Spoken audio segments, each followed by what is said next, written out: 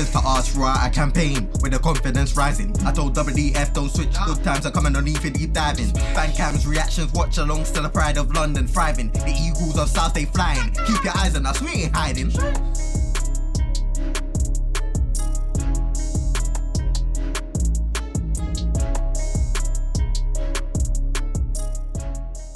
Yes, guys, welcome back to episode 8 of Transfer Weekly, the show where I tell you all about all of the transfer rumours, potential incomings and potential outgoings for Crystal Palace in this summer window. Guys, please remember to always look at the shorts as they come out daily and they give you daily transfer news. Today is going to be full of outgoings, so yeah, let's get into this one. First of all, we're going to go on Wilfried Zaha, and it's over. It's finally over. The Wilfried Zaha saga is over and he has signed for Galatasaray. So it all came about in a very, very quick whirlwind of updates and tweets from certain people. So it all started from Fabrizio Romano saying that deal's been confirmed with Wilfried Zaha and Galatasaray. Personal terms were agreed and he flew out there.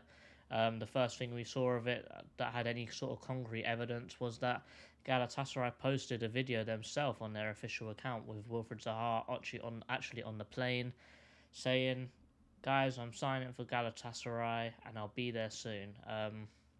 Fair play to the Galatasaray fans. They all came out in force and they were all there waiting for him at Istanbul airport. Quite amazing sights to see for a player that's just signed for them with flags and flares.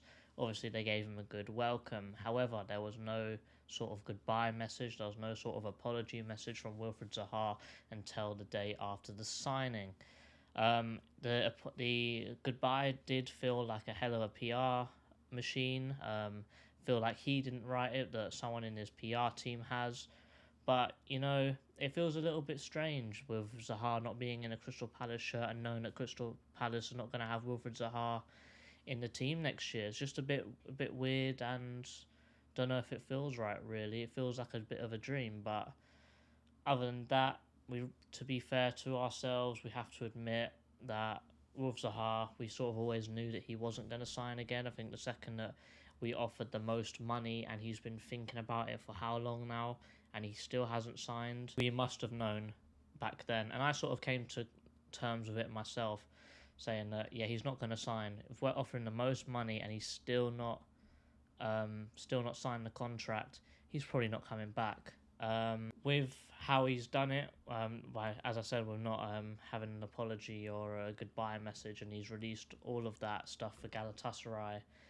It's not going to sit well with the fans, and to be honest, it hasn't really.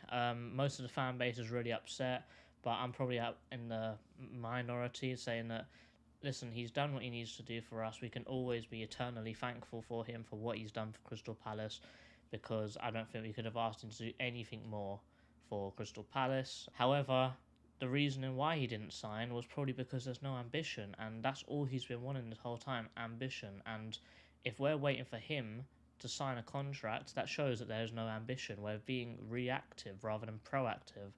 Now that he's made his decision, I'm really hoping that we start to be fast and clinical in this transfer market, because I know that we was waiting on Zaha's decision, and now that he's made his decision, we'll see how the transfer window goes from here. However, otherwise, he's always the Crystal Palace GOAT. Can't thank him enough. He's given us some great memories, some great performances, and he's given us some great debates, some great rivalries, and great debates for who's better, him or Pepe, who's better, him or Sancho, who's better, you know, like who's the better winger. And if I'm honest, he is and has been the best player outside the top 6 for the last 10 years, and I don't care what anyone in the comments says, it's true. But from everyone in Eagle-Eyed Football, Zaha, I'm happy for you. I hope you get the trophies that you want and that you've been craving so badly. I'm happy you get to play some Champions League football now, and we hope you have a good end to your career. And from Eagle-Eyed Football, you know, we can just hope you have a good time at Galatasaray. Another potential departure from Crystal Palace is 21-year-old winger Michael Olise. He's got a very confusing contract set up for him, so I'll go through the confusing parts for you. The part I'm talking about is that there is a potential release clause. The release clause is potentially going to be £35 million. And if I'm really honest, as fans of Crystal Palace, we know that he's worth so much more than that already, that if that release clause was really active, I'm sure that another team would have, with any sort of sense, would have activated it and he wouldn't be a Crystal Palace player. However, Matt Woosman has sent out a tweet saying that that release clause is all nonsense. We got rid of it last season. However, he then deleted that post not long after Fabrizio Romano broke the news. Fabrizio Romano broke the news that the release clause was still active, and Matt Woosman clearly deleted his tweet. Only later on have we now discovered that Darren Ambrose has got a contact within Crystal Palace, and he's asked him personally, and he's heard with good reports that that release clause is all gone. We got rid of it last season, and he said the same thing. If that release clause of £35 million was there, someone would have paid it by now. He said that Michael Olise is going to be £100 million plus player in the future, and if that release clause was so low, he would be gone by now. What I'm told is that that any offer above £35 million for a Champions League club, we have to tell Michael Olise that that is happening, and then it's all his decision from there. And if I'm honest, he's probably going to look at those teams like Chelsea and Man City and PSG who are actually looking into his services right now and think, will I get game time at Palace? I'm playing all game, every game. We've still got a semi-exciting project. I know that we've got Roy Hodgson this season again, but if you look at the midfield, we'll probably have one of the best midfielders we've had in a hell of a long time. And with him and Eze, you can see the link up there, you can see the friendship there. Maybe I know he's got no loyalties to Crystal Palace. We knew that when he signed from Reading, but maybe he's got some loyalties to his friend, Ebbs. Maybe with that friendship that he'll stick around for a year longer, just to see where we can get. But before we knew all of this stuff from Darren Ambrose, there was rumours that Chelsea had bid £39 million, which is slightly above the potential release clause, purely because only Champions League teams can activate that clause, but because they're not in the Champions League, they had to pay a little bit over. But because of all of this, people starting to recognise Michael Olise again. All the top 6 teams who would brush him off as, oh, he's not as good as you guys say he is. Now they're starting to think, oh, he's much better than we think they are. The eyes are going to be on him. It's good and bad in a sense, because his price is going to start skyrocketing from here on out if he has another season just as good as he just had. But it's going to be another one of them things where he's a young guy, his head's probably going to be swayed, and I'm not sure if he's going to be at Crystal Palace for much longer. I think one more season and I'll be happy to let him go. But Man City look like they want him as a Mahrez replacement, and PSG would like him as a Messi replacement. Really, I don't blame Olise for wanting the moves. He wants to... I can see that he's a hungry player, that he wants to win stuff. He's never celebrated a Crystal Palace goal. It just shows that he wants so much more than he's actually doing right now, and really, that's the only way we actually got him to come to Crystal Palace, by having that release clause in there for the first season, because if we didn't have that release clause, he probably wouldn't have signed, and he's probably thinking, well, you guys are going to trap me like you have with Wilfred Zaha, and, that's how it played out.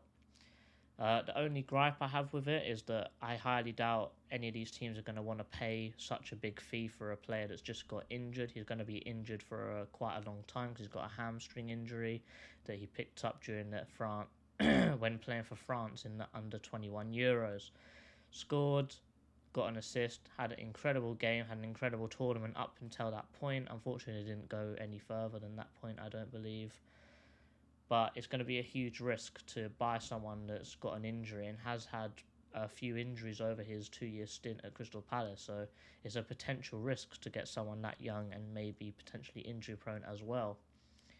But maybe with all these teams, if he is to go this season, maybe because Chelsea, Man City and PSG, they've all got lots of money, and potentially PSG are going to have 240 million for Mbappe, why don't we try and start a bidding war? If they really want him that badly this season, then why not start a bidding war, get as much money as we can for him right now? It's definitely a seller's market, and we could probably get so much more than he's actually worth right now. That's all for Michael Olise. The final player in this episode of Abandoning Crystal Palace Weekly is Mr. Czech Decore.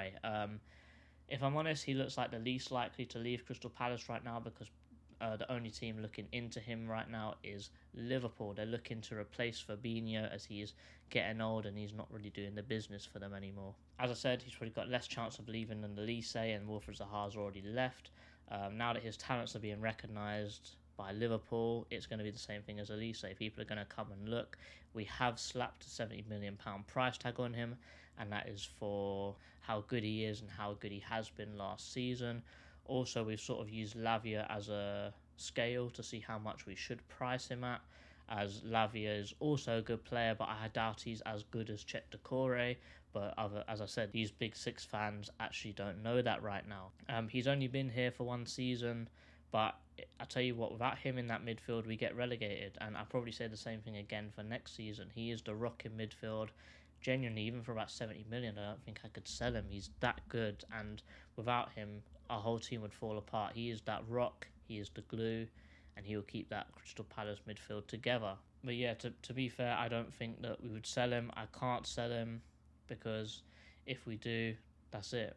We're done. I can see teams coming back in for him again in January if he keeps playing as well as he has been throughout the whole season for us at Crystal Palace, and maybe for a further improved offer. But overall, for Chet Decore, I'm pretty sure he's not going. I'm looking forward to another season of Chet Decore in midfield. I tell you what, that midfield of Decore, Lerma and Eze is going to cook, I'm telling you. Yeah, and with all this activity on clubs wanting our players such as Eze, Elise, Anderson, Decore, Mark Gay, it really shows how good of a team we had last season and the season before that. With a little bit more ambition, potentially, we would have kept Zaha.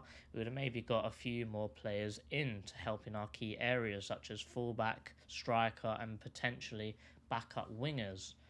It just shows to me how clearly it was that we had such a good team that with those additions, with the small additions, that we could have actually been challenging for Europe. Like, that's the standard of team that we have and had, let me say, because all these top teams wouldn't be looking at all of our players all at once if they weren't good enough to play in Europe. And really, all the teams that are looking to buy our players are all European teams. It just speaks volumes to me that with a little bit of ambition, we could have actually been in that European spot potentially. We could have been doing what Brighton have been doing this season. We have the players, or had the players, but it's just an ownership thing, isn't it? I'm not sure whether it's Textor, whether it's Parish. It's just a thing of the money is there, or is it there? I'm not sure. But we're not being smart. I said it earlier and I'll say it again. We need to be proactive and not reactive. If we're reactive, we're going to lose out on players. We're going to lose out on our position in the transfer market. And if we're reactive, we're going to then have to rush around and overspend for players that we shouldn't be paying that much money for. But Sunday is probably one of the worst days of being a Crystal Palace fan in a very long time.